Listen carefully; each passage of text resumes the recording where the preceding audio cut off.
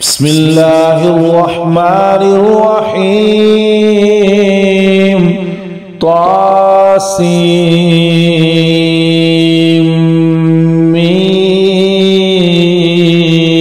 تلك آيات الكتاب المبين نتلو عليك من نبأ موسى وفرعون بالحق لقوم يؤمنون إن فرعون علا في الأرض وجعل أهلها شيعا يستضعف طائفة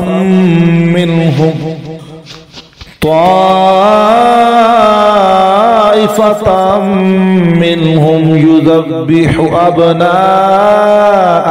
ويستحيي نساءهم إنه كان من المفسدين ونريد أن نمن على الذين استضعفوا في الأرض ونجعلهم أئمة ونجعلهم الوارثين ونمكن لهم في الأرض ونري فرعون وهامان وجنودهما منهم ما كانوا يحذرون وأوحينا إلى أم موسى أن أرضعيه فإذا خفت عليه فألقيه في اليم ولا تخافي ولا تحزني إنا رادوه إليك وجاعلوه من المرسلين فالتقطه آل فرعون ليكون لهم عدوا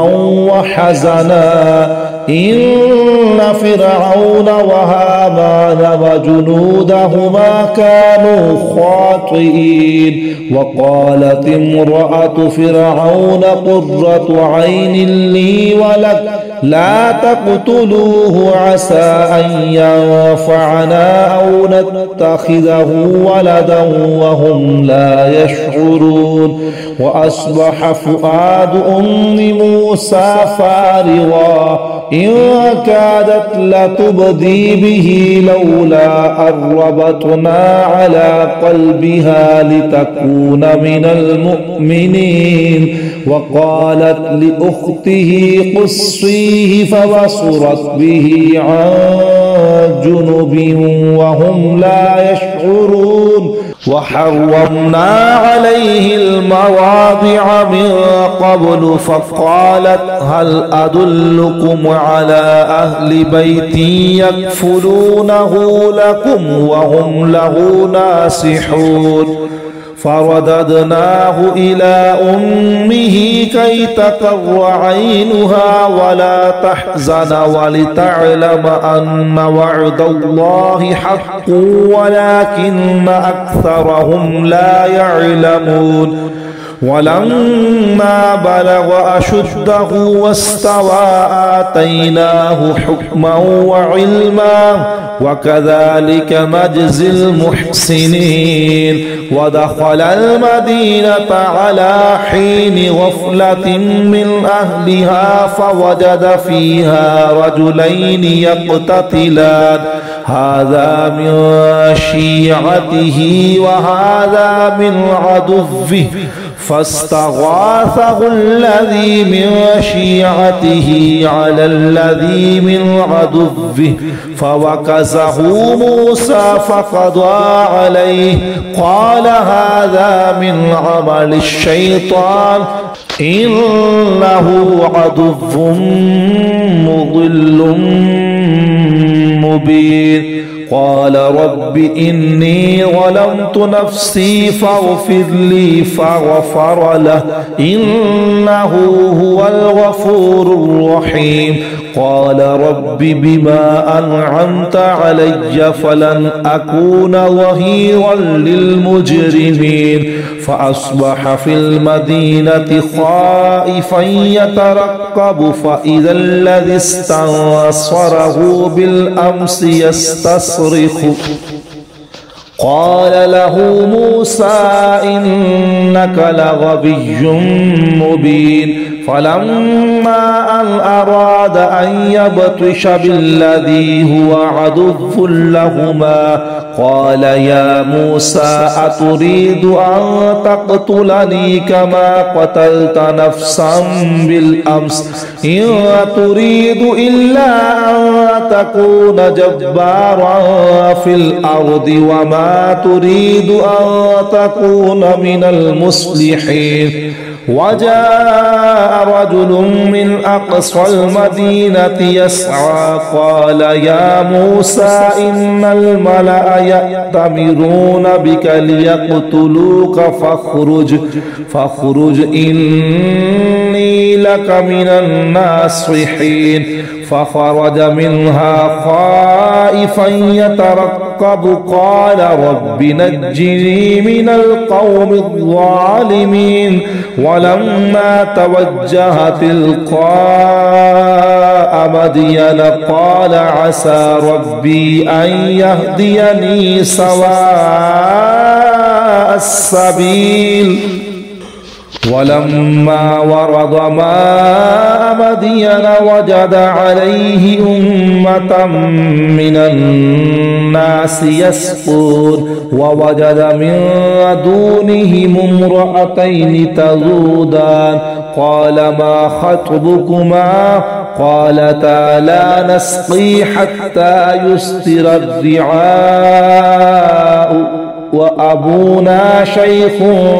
كبير فسقى لهما ثم تولى إلى الظل فقال رب إني لما أنزلت إلي من خير فقير فجاءت إحداهما تمشي على استحياء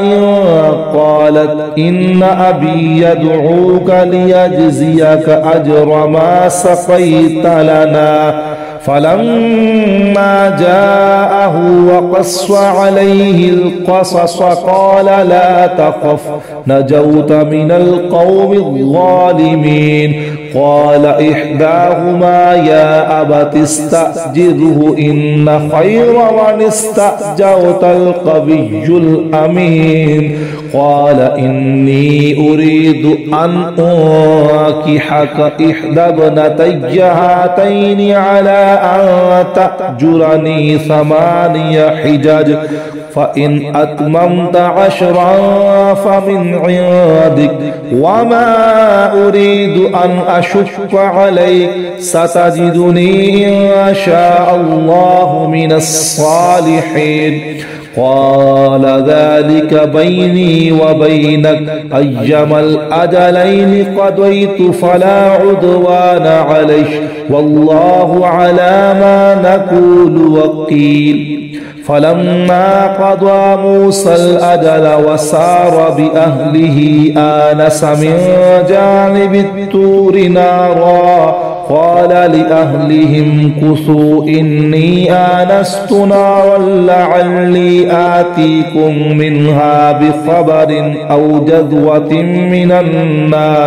من النار لعلكم تصطلون فلما أتاها نودي من شاطئ الوادي الأيمن في البقعة المباركة من الشجرة أن يا موسى إني أنا الله رب العالمين وأن ألق عصاك فلما رآها تهتز كأنها جان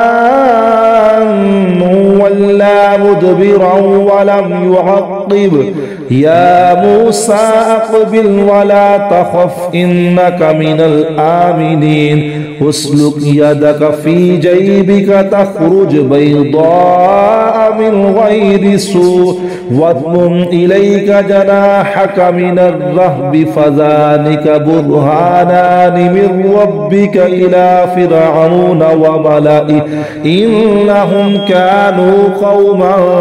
فاسقين قال رب إني قتلت منهم نفسا فأخاف أن يقتلون وأخي هارون هو أفصح مني لسانا فأرسله معي يرد أن يصدقني إني أخاف أن يكذبون قال سنشد عضدك بأخيك ونجعل لكما سلطانا فلا يصلون إليكما بآياتنا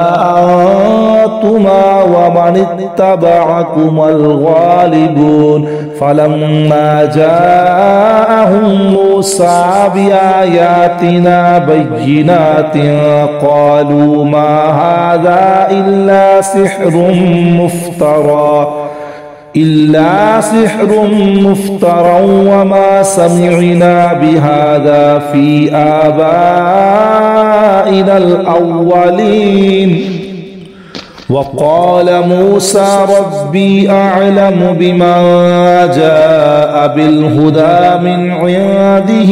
ومن تكون له عاقبة الدار إنه لا يفلح الظالمون وقال فرعون يا أيها الملأ ما علمت لكم من إله غيري فأوقد لي يا هامان على الطين فاجعل لي صرحا لعلي أطلع إلى إله موسى وإني لأظنه من الكاذبين واستكبر هو وجنوده في الأرض بغير الحق وظنوا أنهم إلينا لا يرجعون فأخذناه وجنوده فنبذناهم في اليم فانظر كيف كان عاقبة الظالمين وجعلناهم أئمة يدعون إلى النار ويوم القيامة لا ينصرون وأتبعناهم في هذه الدنيا لعنة ويوم القيامة هم من المقبوحين ولقد آتينا موسى الكتاب من بعد ما أهلكنا القرون الأولى بصائر للناس وهدى ورحمة لعلهم يتذكرون وما كنت بجانب الغربي إذ قضينا إلى موسى الأمر وما كنت من الشاهدين ولكننا أنشأنا قرونا فتطاول عليهم العمر وما كنت ثابيا في أهل مدين تتلو عليهم آياتنا ولكننا كنا مرسلين وما كنت بجانب الطور إذ نادينا ولكن رحمة من ربك لتنذر قوما ما أتاهم من نذير من قبلك لعلهم يتذكرون ولولا أن تصيبهم مصيبة بما قدمت أيديهم فيقولوا ربنا لولا أرسلت إلينا رسولا فنتبع آياتك ونكون من المؤمنين فلما جاءهم الحق من عندنا قالوا لولا أوتي مثل ما أوتي موسى أولم يكفروا بما أوتي موسى من قبل قالوا سحران تظاهرا وقالوا إنا بكل كافرون قل فأتوا بكتاب من عند الله هو أهدى منهما أتبعه إن كنتم صادقين إن لم يستجيبوا لك فاعلم أنما يتبعون أهواءهم ومن أضل ممن اتبع هواه بغير هدى من الله إن الله لا يهدي القوم الظالمين ولقد وصلنا لهم القول لعلهم يتذكرون الذين آتيناهم الكتاب من قبله هم به يؤمنون وإذا يتلى عليهم قالوا آمنا به إنه الحق من ربنا إنا كنا من قبله مسلمين أولئك يؤتون أجرهم مرتين بما صبروا ويدرؤون بالحسنة السيئة ومما رزقناهم ينفقون وإذا سمعوا اللغو أعرضوا عنه وقالوا لنا أعمالنا ولكم أعمالكم سلام عليكم لا نبتغي الجاهلين إنك لا تهدي من أحببت ولكن الله يهدي من يشاء وهو أعلم بالمهتدين وقالوا إن نتبع الهدى معك نتخطف من أرضنا أولم نمكن لهم حرما آمنا يجبى إليه ثمرات كل شيء رزقا من لدنا ولكن أكثرهم لا يعلمون وكم أهلكنا من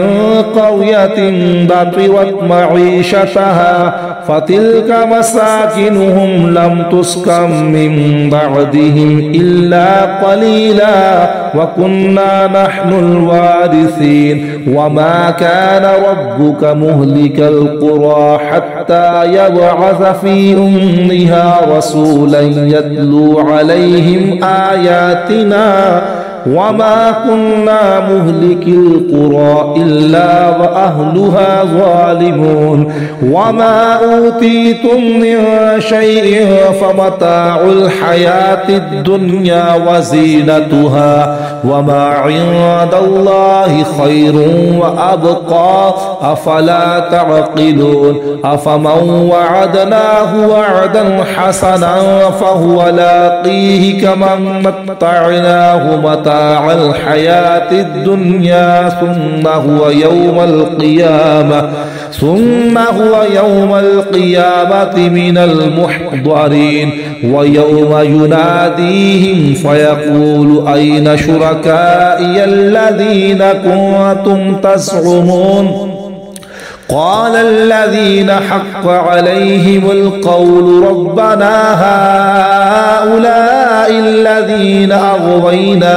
أغويناهم كما غوينا تبرأنا إليك ما كانوا إيانا يعبدون وقيل ادعوا شركاءكم فدعوهم فلم يستجيبوا لهم ورأوا العذاب لو أنهم كانوا يهتدون ويوم يناديهم فيقول ماذا أجبتم المرسلين فعميت عليهم الأنباء يومئذ فهم لا يتساءلون فأما من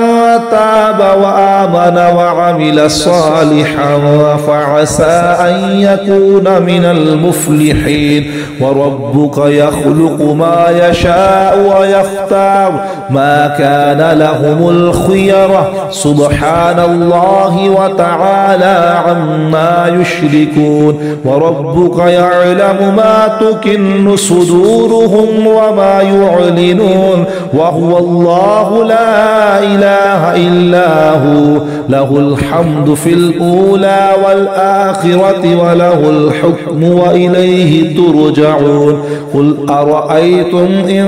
جعل الله عليكم الليل سرمدا إلى يوم القيامة من إله غير الله يأتيكم بضياء أفلا تسمعون قل أرأيتم إن جعل الله عليكم النهار سرمدا إلى يوم القيامة من إله غير الله يأتيكم بليل تسكنون فيه أفلا تبصرون ومن رحمته جعل لكم الليل والنهار ولتسكنوا فيه ولتبتغوا من فضله ولعلكم تشكرون ويوم يناديهم فيقول أين شركائي الذين كنتم تزعمون ونزعنا من كل أمة شهيدا فقلنا هاتوا برهانكم فاعلموا أن الحق لله وضل عنهم ما كانوا يفترون إن قارون كان من قوم موسى فبغى عليهم وآتيناه من الكنوز ما إن مفاتحه لتنوء بالعصبة أولي القوة إذ قال له قومه لا تفرح إن الله لا يحب الفرحين وابتغ فيما آتاك الله الدار الآخرة ولا تنس نصيبك من الدنيا وأحسن كما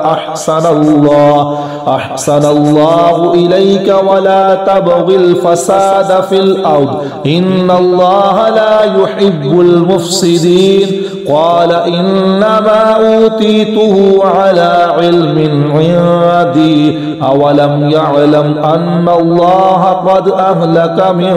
قبله من القرون من هو أشد منه قوة وأكثر جمعا ولا يسأل عن ذنوبهم المجرمون فخرج على قومه في زينته قال الذين يريدون الحياة الدنيا يا ليت لنا مثل ما أوتي قارون إنه لذو حظ عظيم وقال الذين أوتوا العلم ويلكم ثواب الله خير لمن آمن وعمل صالحا ولا يلقاها إلا الصابرون فخسفنا به وبداره الأرض فما كان له من فئة ينصرونه من دون الله وما كان من المنتصرين وأصبح الذين تمنوا مكانه بالأمس يقولون ويك أن الله يبسط الرزق لمن يشاء من عباده ويقدر لولا أن الله علينا لخسف بنا ويك أنه لا يفلح الكافرون تلك الدار الآخرة نجعلها للذين لا يريدون علوا في الأرض ولا فسادا والعاقبة للمتقين من جاء بالحسنة فله خير منها ومن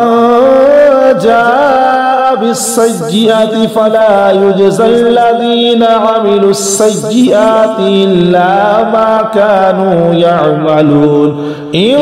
الذي فرض عليك القرآن لرادك إلى معاد